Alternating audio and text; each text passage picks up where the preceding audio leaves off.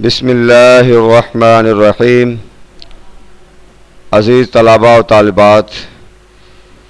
Professor doctor حافظ محمد مشتاق آپ سے مخاطب ہے اور آپ سماعت کر رہے ہیں ڈاکٹر حافظ محمد مشتاق یوٹیوب چینل۔ ایم اسلامیات پارٹ 2، اس کا پہلا پیپر فقہ و علوم فقہ، اس کا تیسرا پورشن متن فقہ کے لیکچرز کا سلسلہ جاری ہے اور کتاب الطلاق کا آج ہمارا 5واں لیکچر ہے۔ آج کا لیکچر انتہائی اہمیت کا حامل ہے، اس لیے کہ اس لیکچر کے اندر طلاق کی اقسام کہ طلاق کے بدعہ کون سی ہے اور سنت طلاق کون سی ہے اس کے بارے میں بات ہوگی۔ تو آئیے دیکھتے ہیں کہ فقہاء کے اس کے متعلق کیا آراء ہیں۔ اجمع العلماء على ان المطلق للسنة في المدخول بها هو الذي يطلق امرأته في طهر لم يمسها فيه طلقة واحدة۔ اجمع العلماء، علماء کا اس بات پر اتفاق ہے، فقہاء کا اس بات پر اتفاق ہے، اہل علم کا اتفاق ہے، جمع ہے اس بات پر کہ ان المطلق للسنتی، کہ سنت طلاق یہ ہے، سنت طریقے سے طلاق دینا یہ ہے۔ سنت کا مطلب یہ ہے کہ اچھے طریقے سے، بہتر طریقے سے، شرعی طریقے سے طلاق دینا اس طرح ہے فی المدخول بہا، اس عورت کو جو مدخولہ ہے،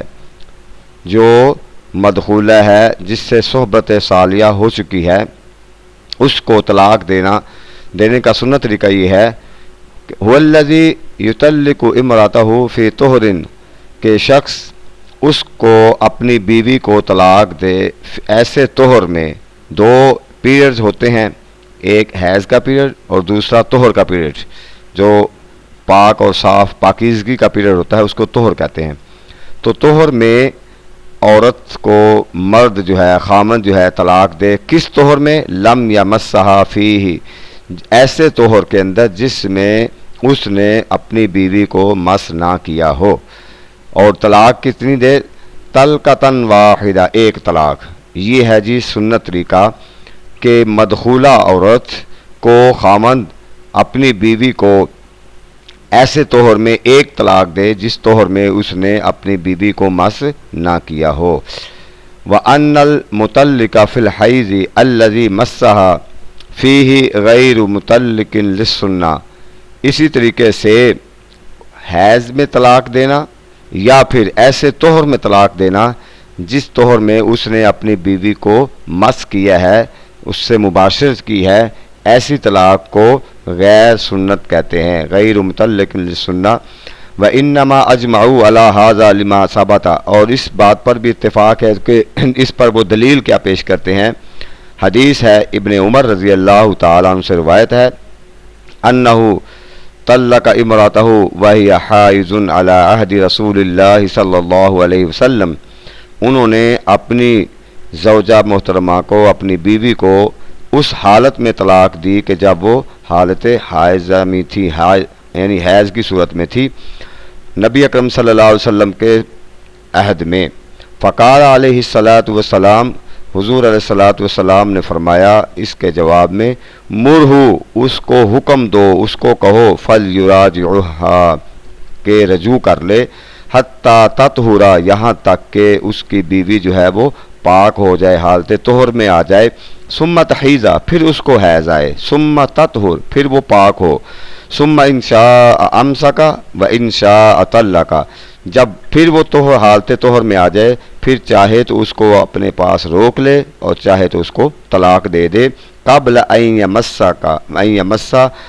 اس سے پہلے کہ اس کو چھوئے، یعنی اس طہر میں بھی اگر اس نے اپنے پاس روکنا ہے تو روک سکتا ہے، اگر اس کو طلاق دینی ہے تو پھر اس کو چھونے سے پہلے اس کو طلاق دے دے،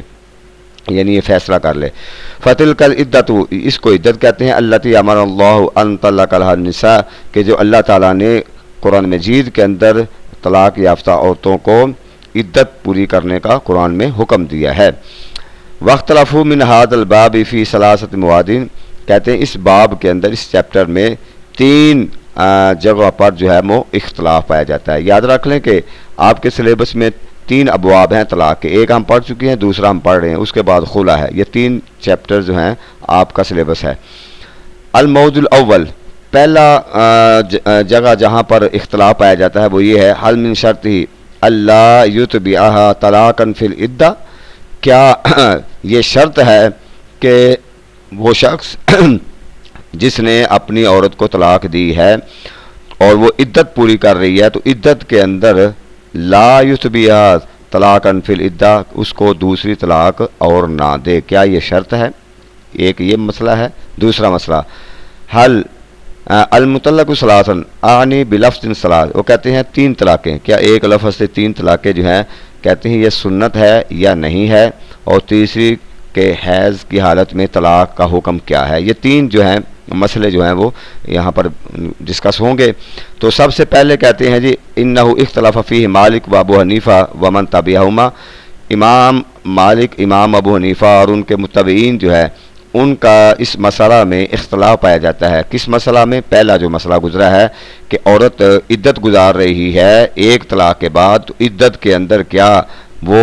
رجوع کرنے سے پہلے کیا دوسری طلاق دے سکتا ہے؟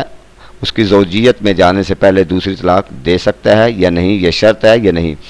اس پر اختلاف ہے امام مالک اور امام ابو حنیفہ کا۔ فقال مالک، امام مالک کہتے ہیں من شرطھا،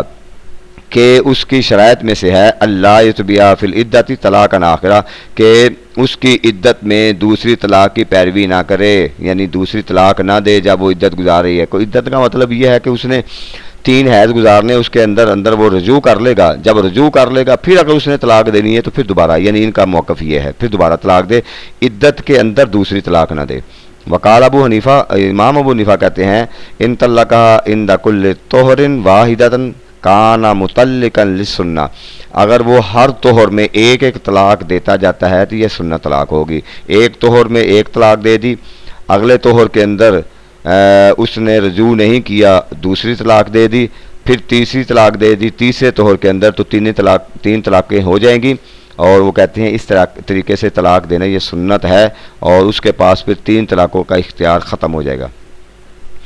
اختیار و سبب هذا الاختلاف، کہتے ہیں اس مسئلہ میں اختلاف کا سبب کیا ہے کہ حل من شرط هذا الطلاق ان يكون في حال الزوجیہ بعد رجعت،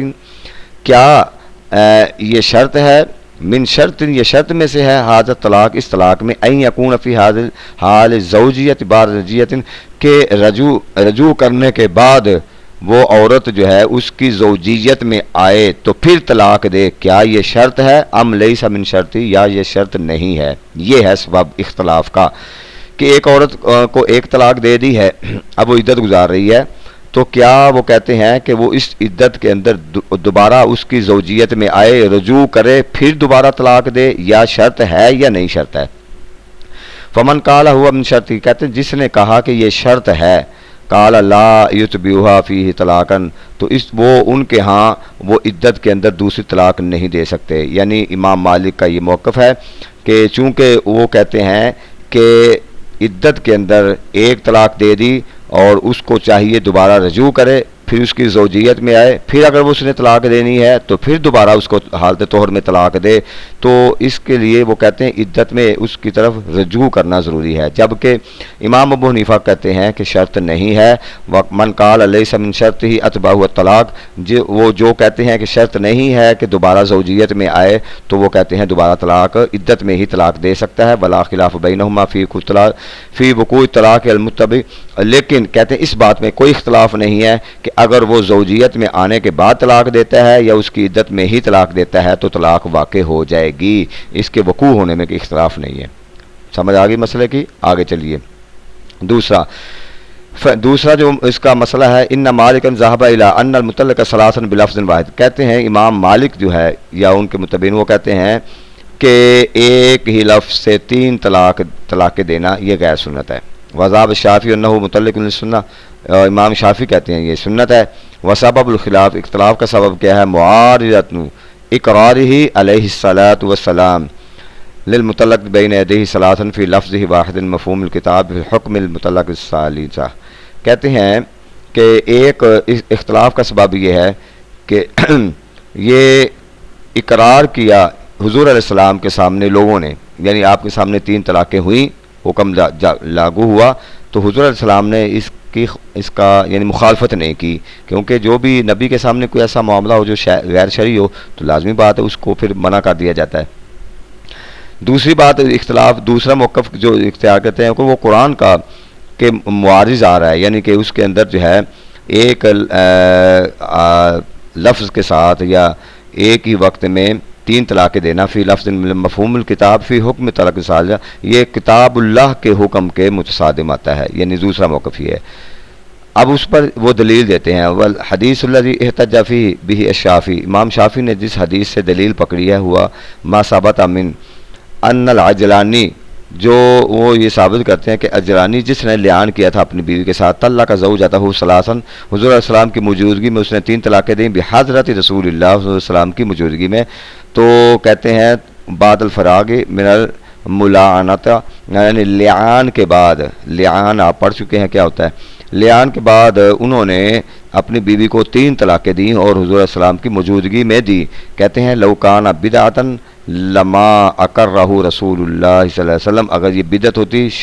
شرعاً جائز نہ ہوتی تو حضور علیہ السلام اس پر فیصلہ نہ فرماتے، یا اس کو مقرر نہ فرماتے۔ امام مالک کہتے ہیں فلما رادنا المطلق بلفظ ساس رافع للرخصۃ التي جعلها اللہ، ایک شخص ایک وقت میں ایک لفظ کے ساتھ 3 طلاقیں دے دیتا ہے تو گویا وہ شخص رافع للرخصہ، اس رخصت کو ختم کر دیتا ہے جو اللہ تعالیٰ نے تعداد کی شکل میں کہ ایک ایک کر کے طلاق دیں، جو قرآن مجید میں اللہ نے طلاق کو تعداد کی شکل میں دینے کا حکم دیا ہے، رخصت آئی ہے قرآن میں، وہ حکم ختم ہو جاتا ہے اگر اس نے ایک ہی لفظ میں ایک ہی وقت میں 3 طلاقیں دے دیں۔ تو قال فیہ انہ لیس سنہ، یہ سنت نہیں ہے۔ اور جہاں تک اوپر والی حدیث کی بات ہے، وہ کہتے ہیں واعتذر اصحابہ عن الحدیث، کہ اس سے معذرت کی ہے اس حدیث سے، کہتے ہیں بان المطلقین، کہ وہ انہوں نے لعان کیا تھا، اندہ کا واقعات الفرقہ، ان کے درمیان مفارقت تو پہلے یعنی دوری یعنی ختم ہو گیا تھا، نکاح تو پہلے ختم ہو گیا تھا، بینہما ان کے درمیان من قبل، اس سے پہلے، تو کہتے ہیں وہ 3 طلاقوں کی وجہ سے ان کے درمیان جو ہے وہ ختم نہیں ہوا معاملہ، بلکہ وہ تو لعان کی وجہ سے ختم ہو گیا تھا، اس کے بعد وہ چاہے انہوں نے 3 طلاقیں دے بھی دی تو اس کی کوئی اہمیت نہیں تھی، یہ ان کی دلیل ہے۔ لہٰذا 2 مسئلے جو آج ہم نے ڈسکس کیے ہیں، ایک لفظ میں 3 طلاقیں دینا جائز ہے یا نہیں جائز، اس پر دلیل آپ نے دیکھ لی، اور جو ہے کہ ایک شخص ایک طلاق دیتا ہے اور اس کے بعد بیوی عدت گزارتی ہے، اسی عدت کے اندر کیا دوسری طلاق دے سکتا ہے؟ امام ابو حنیفہ کہتے ہیں دے سکتا ہے، جبکہ امام مالک کہتے ہیں کہ نہیں، دوبارہ زوجیت میں آئے گا تو پھر طلاق دے گا۔ تو یہ 2 مسئلے اہم مسئلے ہیں، اس کو ڈسکس کیا ہے۔ انشاءاللہ اس سے آگے والا مسئلہ ہے کہ کیا حالت حیض کے اندر اگر کوئی شخص طلاق دیتا ہے تو اس کی شرعی حیثیت کیا ہوگی، وہ انشاءاللہ پھر پڑھیں گے۔ اللہ تعالی ہمارا حامی و ناصر ہو۔ شکریہ۔